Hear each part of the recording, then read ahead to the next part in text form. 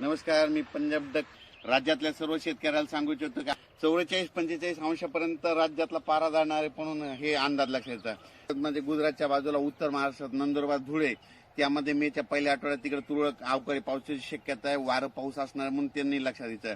त्याच्यानंतर जळगाव जिल्हा मध्य प्रदेशकर पाऊस पडणार आहे. त्याच्यामुळे मेच्या पहिल्या आठवड्यात त्याच्यामुळे जळगाव जिल्हा, जळगाव, जामोद, बुलढाणा जिल्हा, अमरावती, अकोला, वर्धा, नागपूर, भंडारा, गोंदिया, चंद्रपूर या भागामध्ये अवकाळी पावसाची शक्यता आहे म्हणून मेच्या पहिल्या आठवड्यात हे अंदाज लक्षात येतात.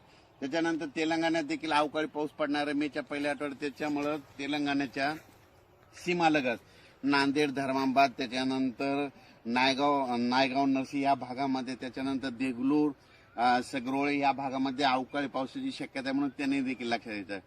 त्याच्यानंतर कर्नाटक भागामध्ये अवकाळी पाऊस असल्यामुळे त्याच्यामुळं सातारा, सांगली, सोलापूर, धाराशिव, त्याच्यानंतर लातूर जिल्हा, परभणी जिल्हा, बीड जिल्हा, हिंगोली जिल्हा या भागामध्ये अवकाळीचं म्हणजे संकट असणार आहे म्हणून हे लक्षात द्यायचं. त्याच्यानंतर कोकण पट्टीमध्ये देखील मेच्या पहिल्या आठवड्यात अवकाळी पाऊस असणार आहे. त्याच्यामुळे पश्चिम महाराष्ट्रात तुरळक ठिकाणी अवकाळी येणार आहे आणि योगायोगानं पश्चिम महाराष्ट्रातलेच कांदे काढण्यात आले म्हणून त्यांनी काय करायचं, 2 तारखेपर्यंत तुम्ही कांदे काढा आणि झाकून ठेवा, कारण की 3-4च्या नंतर राज्यात वातावरण खराबच होणार आहे म्हणून हा अंदाज लक्षात.